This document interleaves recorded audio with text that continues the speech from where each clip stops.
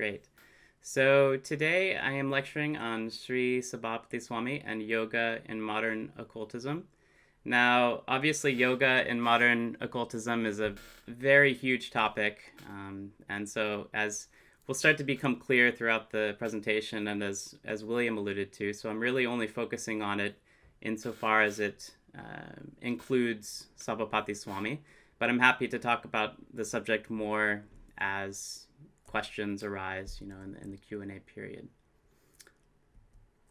So in this particular talk, I'm going to focus first on Sabhapati's life and legacy, as attested in his primary literature and in my own fieldwork in Tamil Nadu during summer of 2018 and for 8 months just this past year. And then I'm going to talk about Sabhapati's system of Shiva Raja Yoga and its translocal reception in modern occultism. So especially Aleister Crowley and to some extent Franz Hartmann and a New Thought author William Estep. And then thirdly, I want to gesture towards Sabhapati's other instructions as relevant to occultism in his vernacular, that is a kind of Sanskritized Tamil as well as Hindustani literature. Let's see here. So the first subject I'm going to talk about is Sabhapati's life and legacy, with special attention to his published literary output. And let's see if I can get here. Yeah. So the biographical information that follows comes from several sources, which are both textual and gleaned from preliminary fieldwork. His textual material outside of English is vast and unexplored, which I'll get to in a moment. But really there are three main accounts of his life that I've been able to find. And the first is this Ur account, which is on the left. And parts of it were translated into Urdu as well as Bengali. But this English account is what most scholars or most authors previously have engaged. But there's also two accounts in the Tamil language in some of his other works, and these Tamil accounts add a lot more details, kind of flesh out some of his experiences in life and so on. And so he was born near a metalwork shop or factory of sorts in Velachery, which as you can see is at that time was really outside Fort St. George or Madras, the kind of urban sprawl there. And his father was Gurunatha Bhakhtar, and his mother was Punyavati. And his father was a religious devotee in the service of one Chidambara Periya Swāmīgal, who you'll see in a second became Sabhapati's guru, or his first guru. And so the Ur account places his birth at 1840, but then the second Tamil account places it as 1828.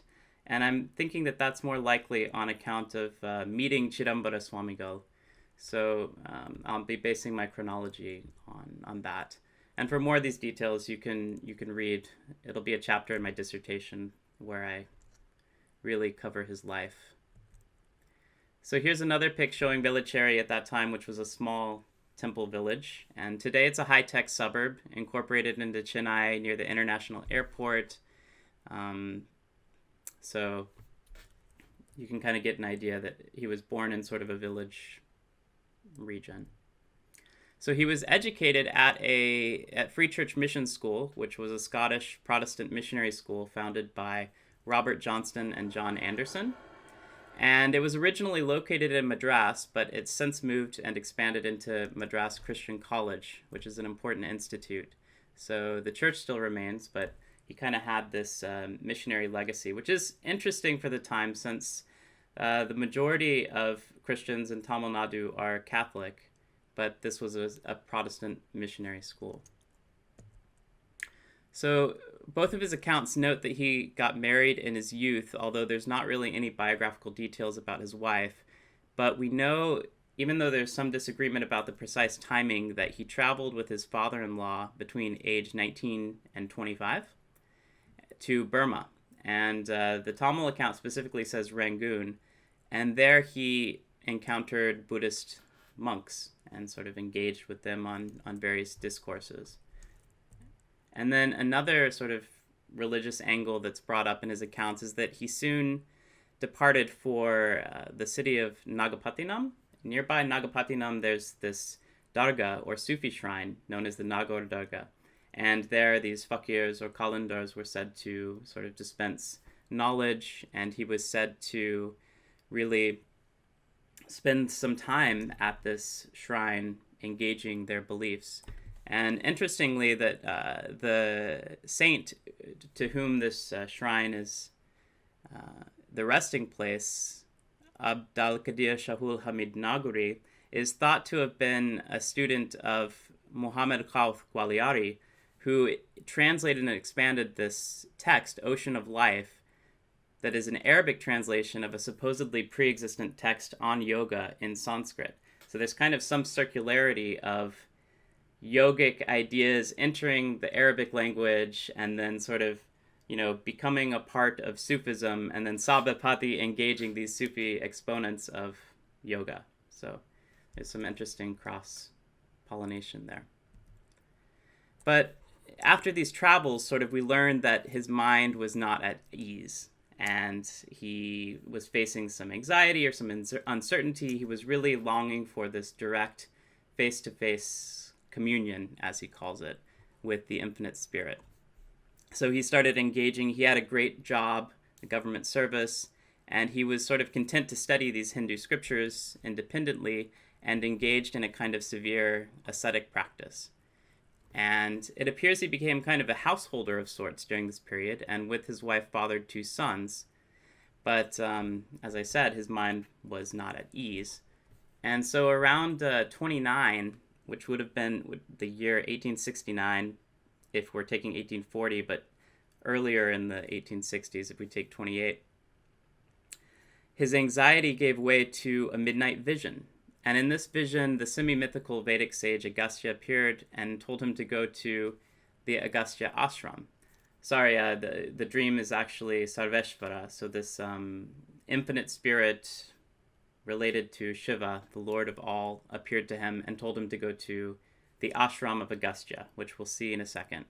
And instead of going directly to the ashram, he goes to this temple, which is Vedashreni Svayambha Stalam. And you can see here that it's an actual place that he went to. It's not sort of some vague temple. And this is Dandisvara Vedasreni Koil, which is in Velachery. So he went to a place that would have been familiar to him and sort of faced this uncertainty there.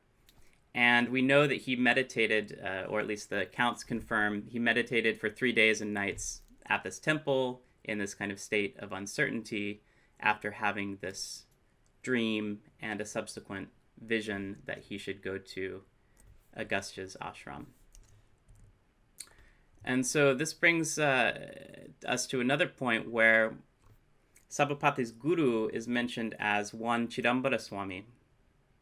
And if you follow sort of the scholarly trail, you can trace Chidambara Swami back to the circa 17th century guru Kumaradevar, who was important in Tamil Virashaiva movements. And for this, I recommend that you read, there's a dissertation by Eric Steinschneider who mentions Kumaradevar, and it's easy to make these connections sort of, by a close reading of Sabhapati's literature, you can see that Chidambara Swamigal is participating in the same kind of Virashaiva philosophy. And I'm happy to talk about that a little more in the questions, but it's kind of a technical branch of Shaivism that stressed a middle way between the sort of unification of Vedanta and the dualistic conception of Shaiva Siddhanta.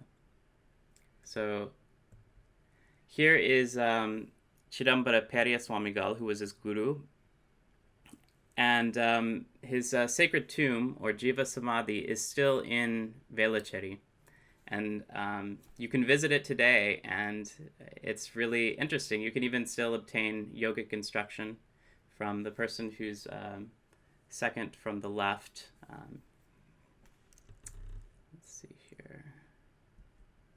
And these are the current literature from of Vedashreni Chidambara Swamigal. He's most well known for the work Upadesa Unmai, or Truth of Instruction, which is a collection of Tamil sayings on Vedanta and also the Yoga of Patanjali.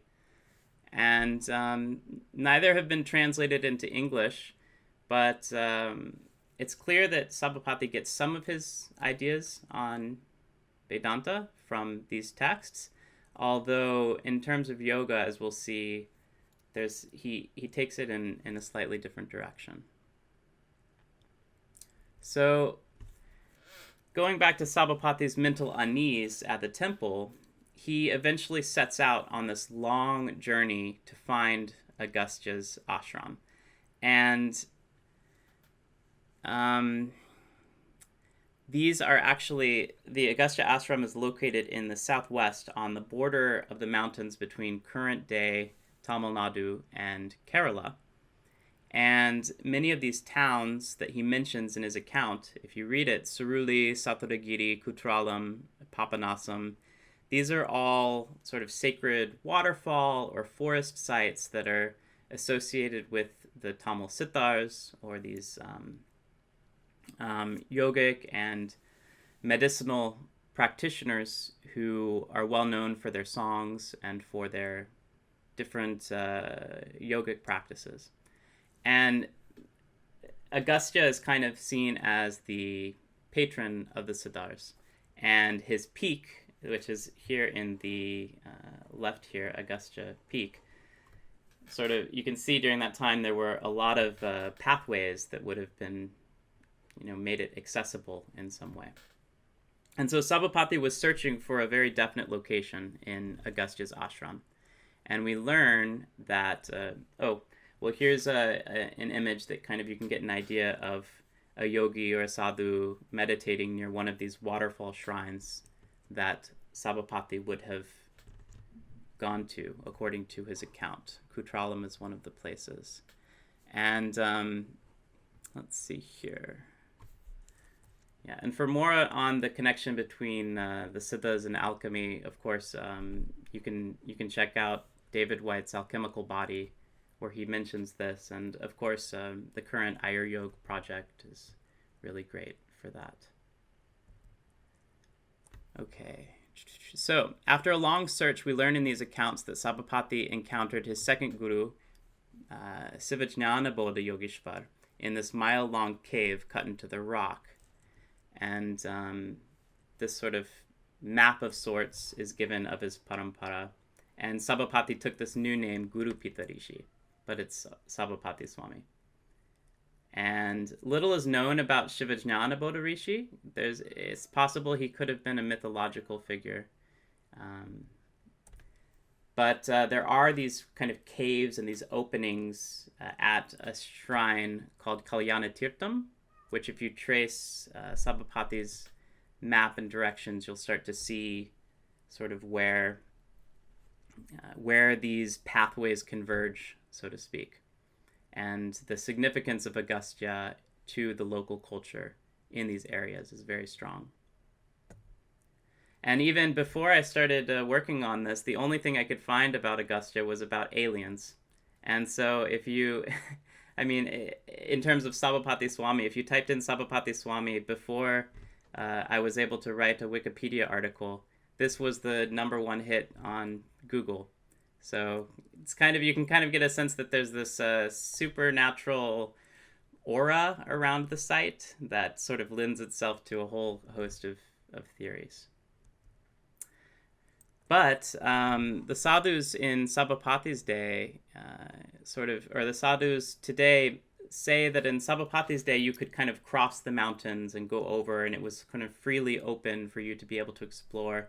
And nowadays they say that, at least when I interviewed, that because of the forest police and because of these new hydroelectric dam projects, and as well as sort of different areas of land being delineated, you can't really walk in the forest or sort of search out these places the same way that it was possible in Sabhapati's day.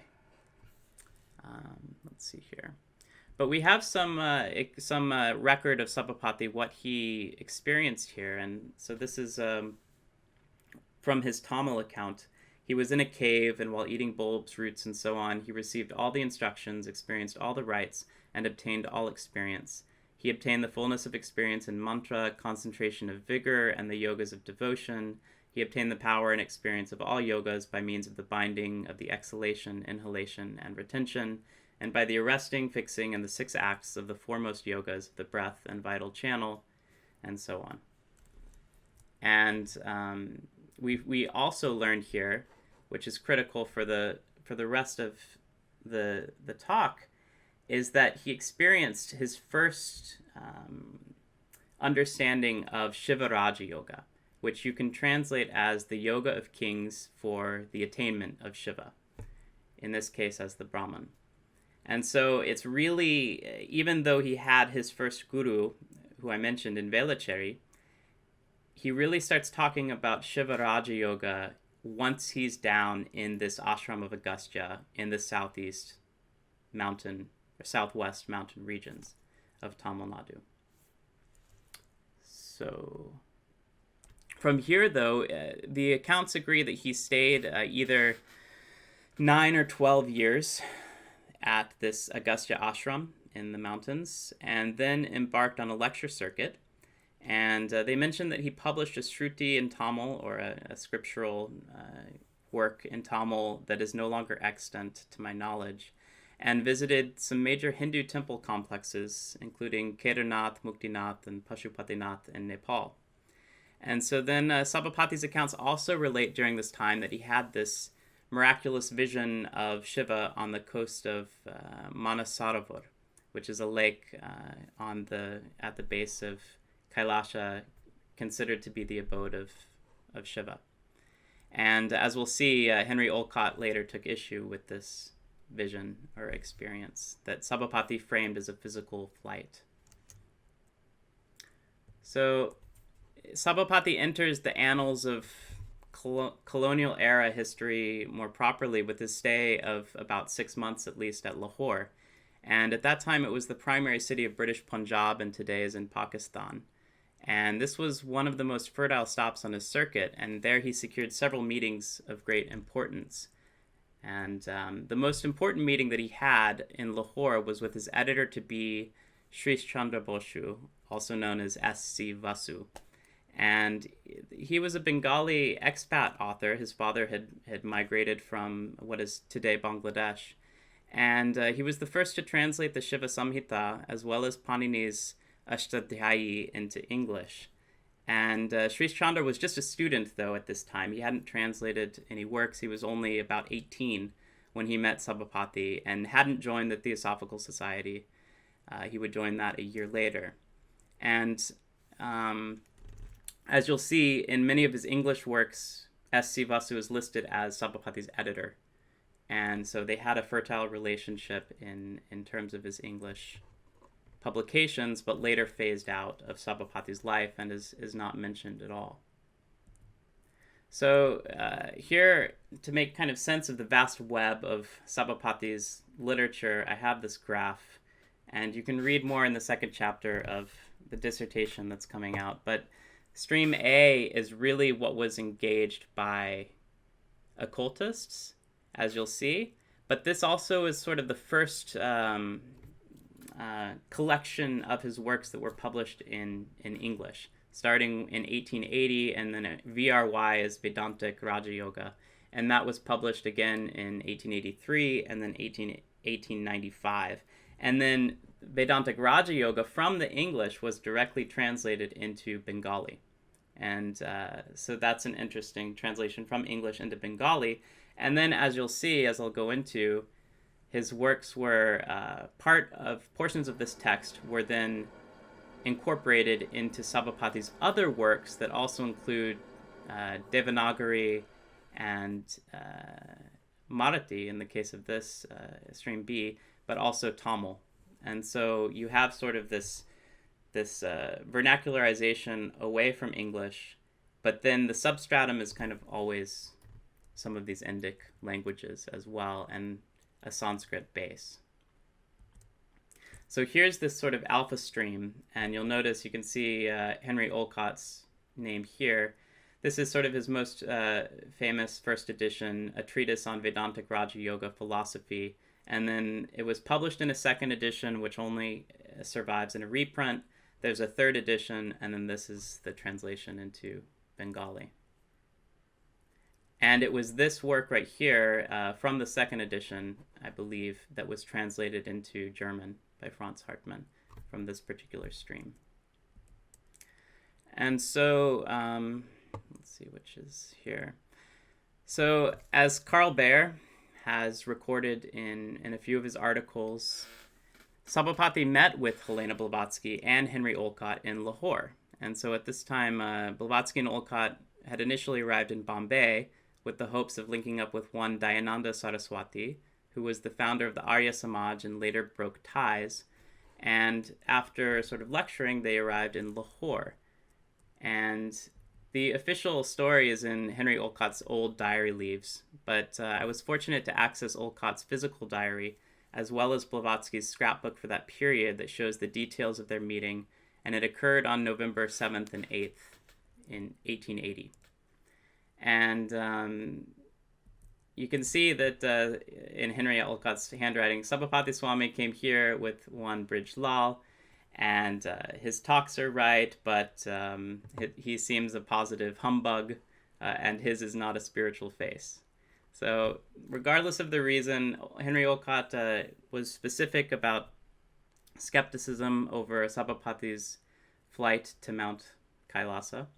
But on the other hand, there could have been other things that were happening, other factors that turned off Henry Olcott to him. But at the same time, we also find in Helena Blavatsy's scrapbook that survives in Adyar, in a published letter in the Amrita Bazar Patrika by Sabhapaty Swamy, who's recording the meeting on 8th of November 1880. And in this letter, Sabhapaty Swamy speaks very glowingly of Helena Blavatsky. But it's interesting that he doesn't mention Henry Olcott at all, really, other than to say that he visited him. So there's some interesting dynamics happening in these letters and exchanges going on at this time. Another person who Sabhapaty Swamy met was John Campbell Oman, and Sabhapati is mentioned in his book Indian Life, Religious and Social. And he talks about his Raja Yoga in there. So the accounts agree that he left the north after visiting many other temple sites, and then he returned to the ashram in the Potigai Malai, Mount Agastya, where Agastya was said to appear once in every 50 years.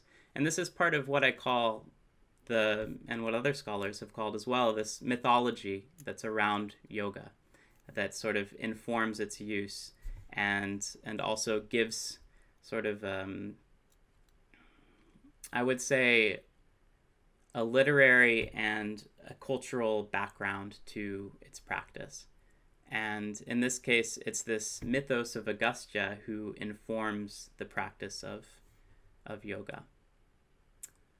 And so we know, though, that Sabhapati returned to Madras around 1884, where he published the first volume of Cosmic and Philosophical, Cosmic, Psychological, Spiritual Philosophy, and Science. And so this work is really, you could kind of consider it his magnum opus, at least as it is in English, because it has 2 volumes. It's elaborately illustrated with diagrams. It has Devanagari and Tamil footnotes for all of the terms, and it really sort of expands upon a lot of the teachings that are in his earlier English works. And so we know he returned to Madras to start publishing this. But then he also, around this time, went back to Bombay, where he published... we're not in Bombay yet. So right at Madras, he also published his first full-length work in Tamil, which is even more elaborately illustrated, I would argue, since it employs some very talented artists to sort of sketch out a lot of his diagrams. And this is his first full length in Tamil, which, as I'll say in the screen, is what I'm calling this gamma stream. And there's this whole kind of collection of his works that are extant here in Tamil still. And then his text in Hindustani, which is sort of a precursor of Urdu and Hindi, is also extant, and that is due to his interactions in Bombay. So we know he was there through some textual evidence as well. So he finally left back to come to the environs of Chennai, where he established a small temple in the environs of Konur, Chennai. And that place is still extant. I've been able to kind of track it down based on survey maps and so on. And during this time, he published the last few works that are important in his literary corpus. And so the last work that we know that he published was Sarva Manasa Nitya Karmanusthana Sangraha Veda Dhyana Upadesa Smriti. And so it's this collection of instructions and mantras on kind of all how to mentally visualize and revere different deities and perform all sorts of rituals and yogic practices as well. And this is sort of the output of this meditation hall that he founded, the remnants of which are still here. And so I visited this and tracked this down. And so one of Sabhapaty Swamy's students was named Konur Ramalinga Swamigal. And he had a student, Anandananda Swamigal, and then his student was Hariharan Swamigal, who I was able to interview. And yes. Sabhapati also had one other student, Om Prakash Swami, and he really took on the mantle of Sabhapati's yogic teachings, whereas the Konur meditation hall was mostly for, they mostly carried on Sabhapati's devotional and ritual pujas and activities. And so Om Prakash Swami encountered Sabhapati Swami in a dream, according to his literature, and later they corresponded over letters and became one of his main students and supporters in his Tamil work.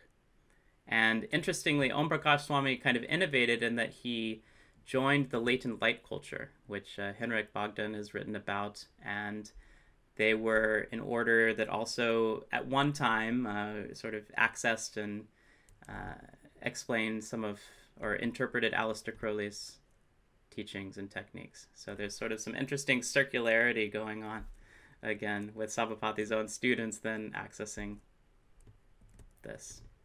And so we can determine here, based on extant evidence, that Sabhapati returned and probably died in Konur, Vilivakam, which is outside Chennai, and that this would have been in most likely the 1920s, because I was able to get some evidence that Sabhapati died when he was 95 years old. And so you'll see kind of all of the specifics for these arguments in the chapter, but I was also able to interview V. Subramanya Chettiar, whose father knew Sabhapati's student Ramalinga Swamigal personally. So there were kind of some connections with people who had memories of what they did.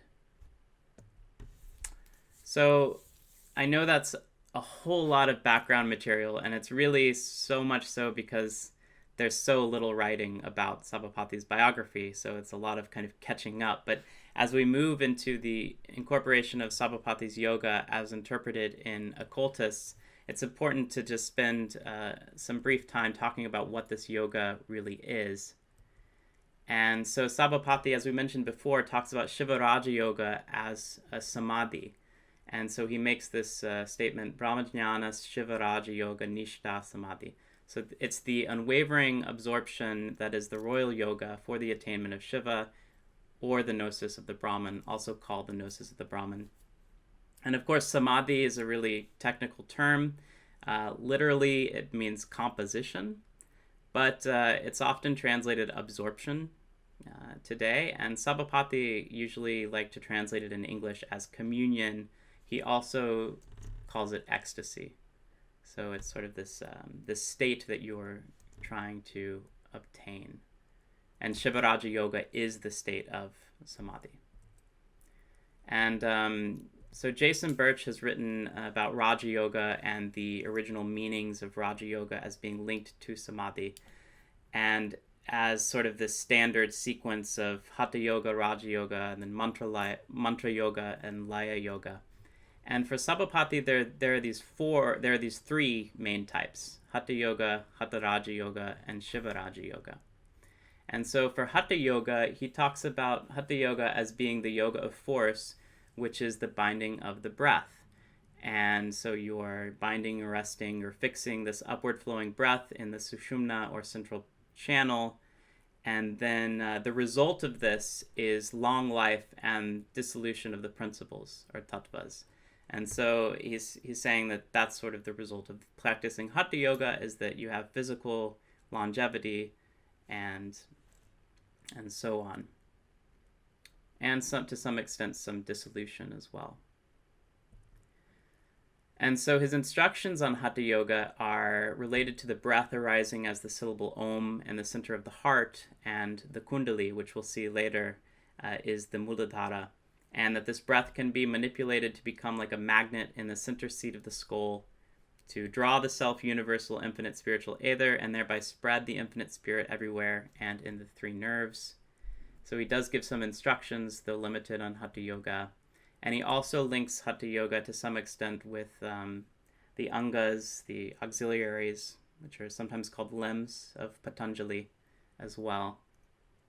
And he gives various asanas, which mostly match, to my knowledge, the asanas in the Shiva Yoga Pradipika. So my friend Seth Powell has been working on this text, and he posted an excellent blog post on the Luminescent about the asanas in the Shiva Yoga Pradipika, and most of the asanas are postures that Sabhapati recommends match those in this medieval text.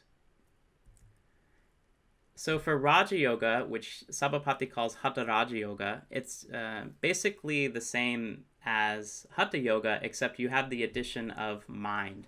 So you're not only binding the breath, but you're also binding the mind. And so this sort of is through this process of visualization and of various mental practices.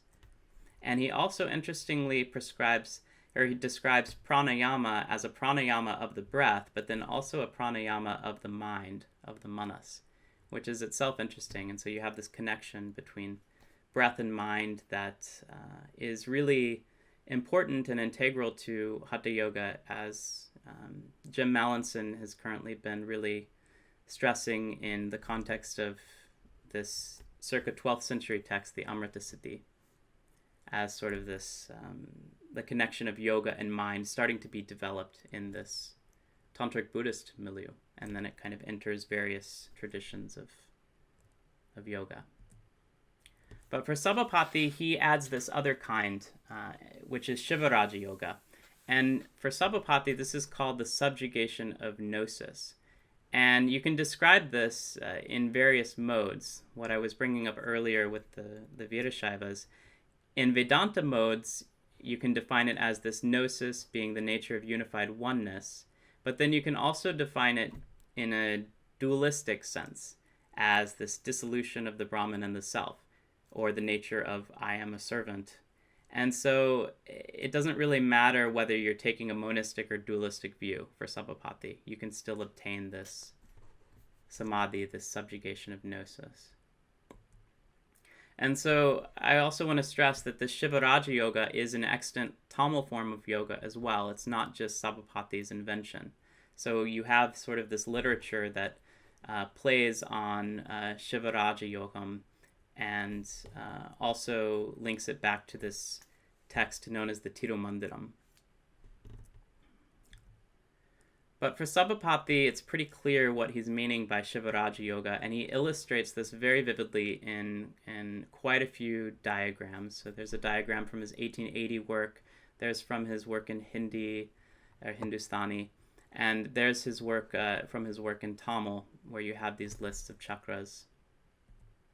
And his cosmology is predicated on this idea of a universal spirit or universal infinite spirit that then, I should say universal spirit, and then emanating from that is the universal infinite spirit, or the Brahman. So the Brahman is not necessarily supreme. You have Shiva Maya, or that which consists entirely of Shiva, as this sort of supreme principle.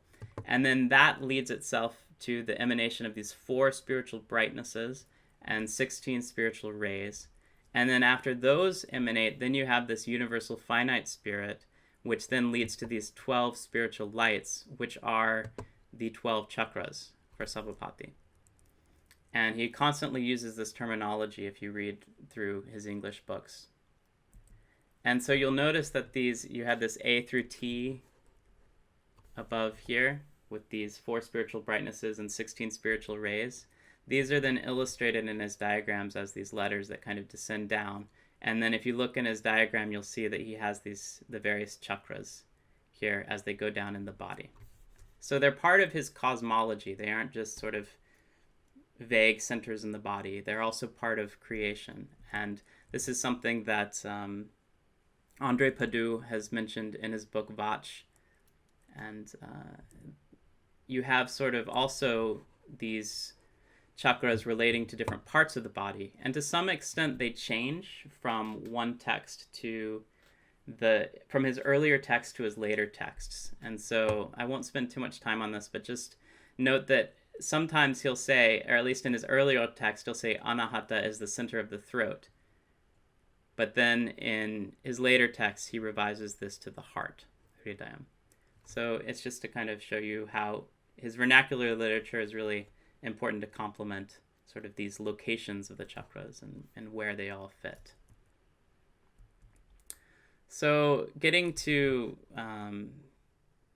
Aleister Crowley and the way that he incorporated Sabhapati's teachings, you can kind of get a view, I'll assume sort of a basic knowledge of Aleister Crowley, but for specifically his engagement with India, you can read about it in Tobias Churton's book, Gordon Georgievich as well, and then Gordon has a chapter in Aleister Crowley and Western Esotericism, The Great Beast is Tantric Hero, and those all sort of will give you a great background into Crowley's wider engagement with yoga and sources. But what we see specifically with Sabhapati is this inclusion of this instruction SSS as part of the AA curriculum in Liber HHH, which was published in the Equinox, I believe in 1911. And you can see certain ideas here, such as the spinal cord as the lingam, and you're sort of awakening this spine.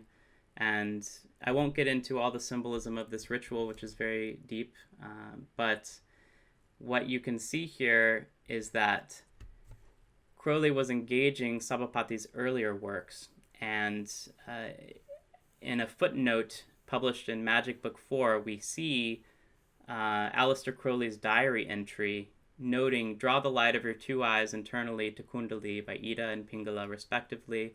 Imagine the mind as a straight pole, Brahmarandra Kundali, and the consciousness at the bottom of this pole. Take hold of the consciousness by the 2 keennesses of your eyes and pull it slowly up. Keep consciousness in Brahmarandra for 20 minutes more, then drop and lift it through Sushumna so fast that it takes less than 1 sec. Now, this is specifically a synthesis or an interpretation of this passage in Sabhapaty Swamy's text, where he's saying, shut your eyes and throw the keenness of the 2 sights to the Kundali, imagine the mind to be a pole, and so on and so on.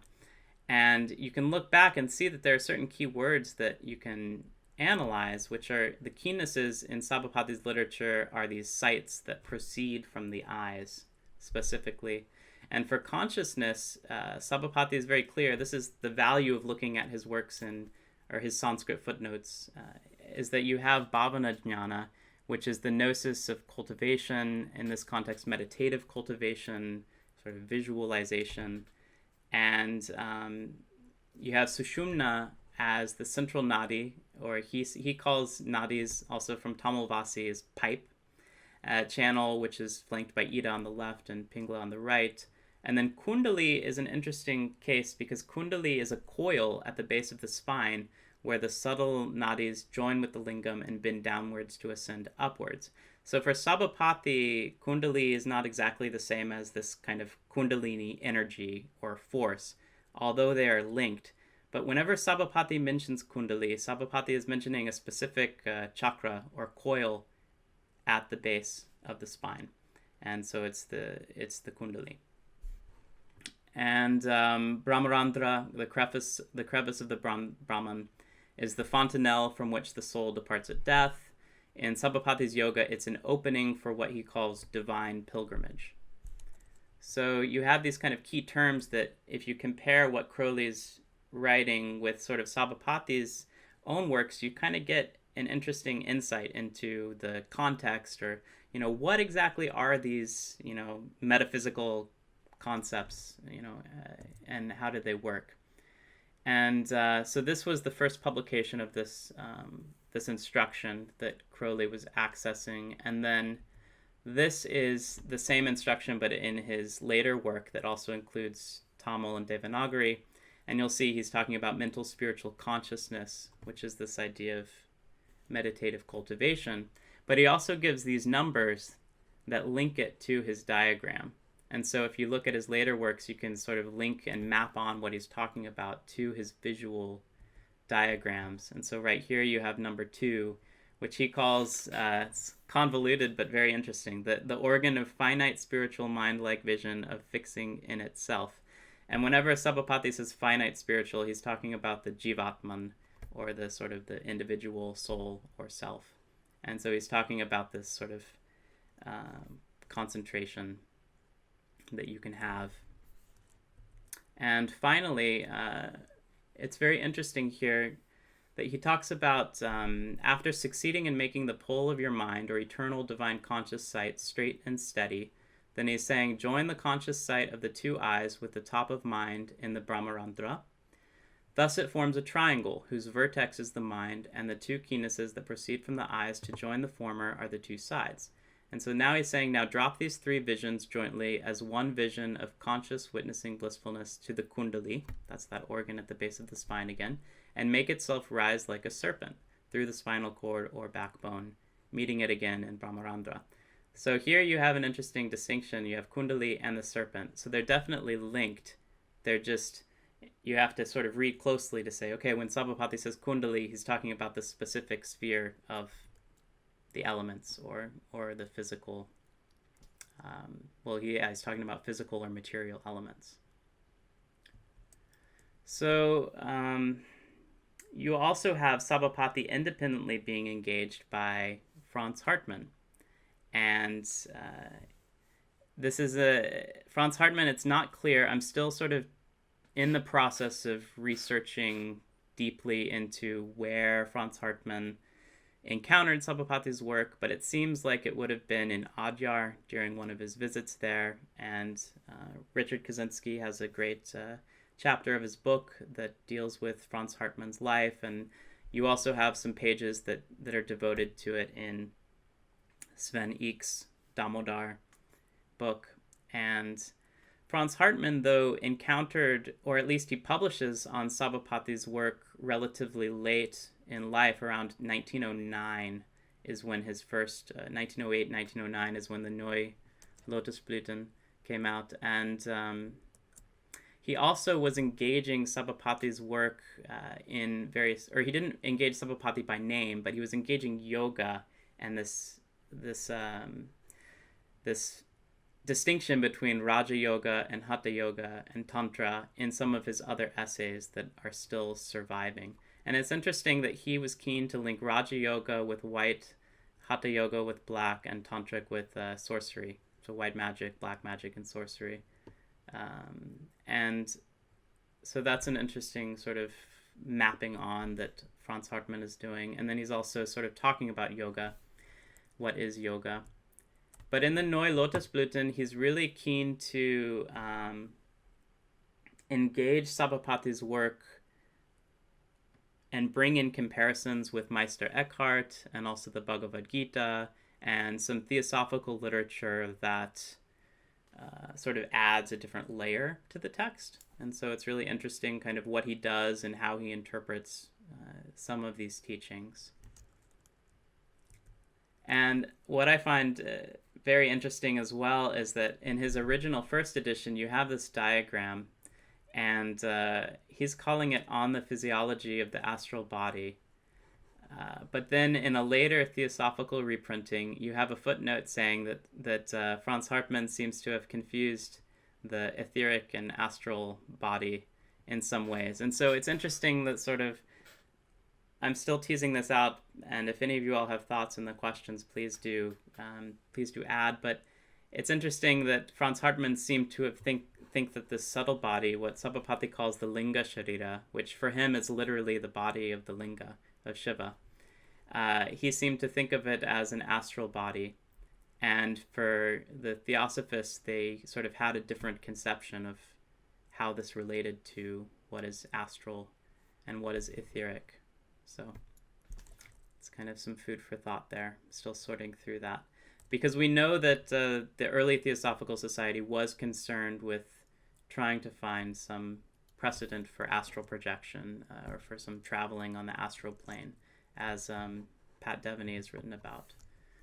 So, and then finally, the last occultist that Sabhapati was engaged by, at least in a published work, was William Estep in New Thought, and he published Esoteric Cosmic Yogi Science in 2 volumes, which is really a publication of Sabhapati's 2-volume work that included the Devanagari and the Tamil terms, but he strips all of that out and just leaves the English. And a few years later, William Estep would publish this other work on interpretations of biblical scriptures, and in this sort of New Thought context. And he doesn't mention Sabhapaty Swamy at all in this work that is much more Christian focused. And so it's really interesting kind of how he does this. And my colleague Philip Deslip showed me some newspaper articles. He's been researching Estep in the context of New Thought and Ramacharaka, William Watker Atkinson.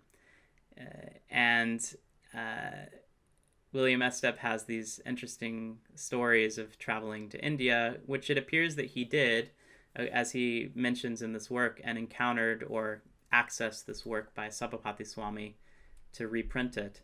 But it's sort of unclear the degree of his engagement or what he was trying to get out of publishing this work, or how it fits into his broader Supermind science publications, since the rest of his publications really are dealing with interpretations of various scriptures and kind of biblical passages interpreted in like a mental healing frame.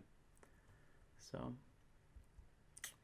and then finally, I guess for the last 10 more minutes or so, for the last part, I wanted to talk a little bit about Sabhapati's instructions and sort of the idea of syncretic occultism, because as you know, and as I hope is clear, Sabhapaty Swamy's literature his literature in English is really the tip of the iceberg in terms of what was accessed by Crowley, Hartmann, and then Estep as well. And while they certainly, especially Crowley, he was integrating the most important core of Sabhapati's teachings on yoga, I would argue, on Shivaraja yoga. It's interesting that there are these whole other host of other instructions as well that Sabhapati gives, and how do readers interpret that today? That's kind of a question that I wanted to touch on. So he has these all of these correspondences that you'll note in his diagrams, where you have different elements, you have different parts of the body, you have the Navagraha, or these celestial bodies, the planets and the lunar nodes. And you also have a wide variety of pujas, and he calls it manasa puja, or like mental devotions to various deities, and mantras, and sort of ritual instructions to, in this case it's the goddess and Vishnu and then Shiva, but also Ganesha and, devatas, minor deities as well, that we would mostly frame today as linked to the practice of Tantra. And one example I wanted to give you are these mantras that are to the Navagraha, or the 9 celestial bodies. And as you'll see here, there's a certain logic to him. And so if this one is the one to the sun, Om Om Matya Surya Devaya Namah Suvaha. And this is how you would translate it in Tamil, which is how he gives it. And this is how it is in Sanskrit. And you can see that he starts the mantra with Om, and then he has the seed syllable Om here, which is reduplicated, but you can see in the other ones it's different ones like Rim, Haram, and so on. And then he has the locational quality, sort of the where you are. So here it's in the center, so the sun is in the center, whereas the others are in different quarterly directions. And then you have Surya Devaya, so to the god of the sun, and then Nama, reverence, and then Svaha, which is sort of a sacrificial syllable, or that sort of ends the mantra. And so, yeah, I thought it was interesting to kind of see, you can get an idea of the context of Sabhapati's vernacular instructions by analyzing these mantras and sort of seeing how he's constructing and inscribing certain ideas. Because really, like, even though he is bringing up a whole host of instructions and ideas, a lot of the time they're framed in mantras. And so if you learn how to sort of deconstruct the mantra, you can also learn how to deconstruct these various principles that are inscribed in the body, as well as sort of the directional qualities of these various deities. And so these are all encoded in the mantras. And he also has quite a few instructions in what he called, in his English works, it's interesting, he calls it mesmerism. But the translation, that's a translation of Diksha, or initiations. And so these are really initiations that are performed between the guru and the student in these contexts. And you can see that they're different points of contact and embracing. And I'll be presenting on this next year in Vienna at a Subtle Energies conference, so perhaps I'll have more information at that time. But it's an interesting set of instructions. And then you can also learn to Zoom before there was Zoom. And so I thought that this was very interesting. You have these ideas of connecting with people from widely disparate parts, and that's a very important part for Sabhapati, is these ideas of communicating with people through dreams and through other means that are not necessarily physical speech or contact. And some of these also look like animals, so I'm still trying to figure out this diagram.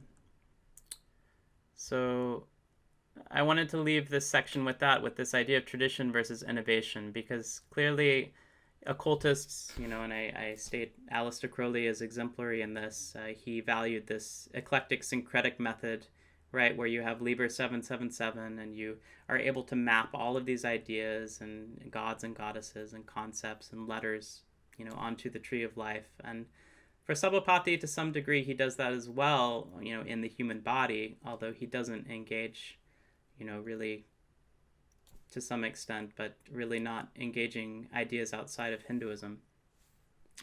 And so I thought what was interesting is that the idea of tradition, of sort of a cultural religious practice versus innovation, seems very strong when sort of encountering these works and sort of, what do we do with these ideas, as readers, as contemporary readers. And I was thinking especially of this passage I just read a few weeks ago in it wasn't the Progadior correspondence, but the Frank Bennett, the volume on Frank Bennett. And Aleister Crowley is writing Frank Bennett about the Abramelin operation. And he's saying, so you either do it according to this syncretic method, that's promoted by the AA system, that has sort of its own model, or you have to do it exactly as it was according to the Abramelin ritual. You have to get the paupers to, recite the Psalms for you. You have to do all of these other things that are exactly according to the letter of the practice. And I thought that was interesting. And even if Crowley was just saying that to dissuade Frank Bennett from doing it exactly according to the letter of the book, I think it still is really interesting that there is this attention to either doing things according to like a cultural traditional paradigm, exactly, to the letter in terms of practical workings, or an innovation as sort of, an eclectic syncretic method. So I wanted to kind of throw that out there and hear what people thought about that as well, because Sabhapati is really a site on that, since he has all of these traditional instructions as well. So that is the end of my talk. So thank you all very much for listening. Yes.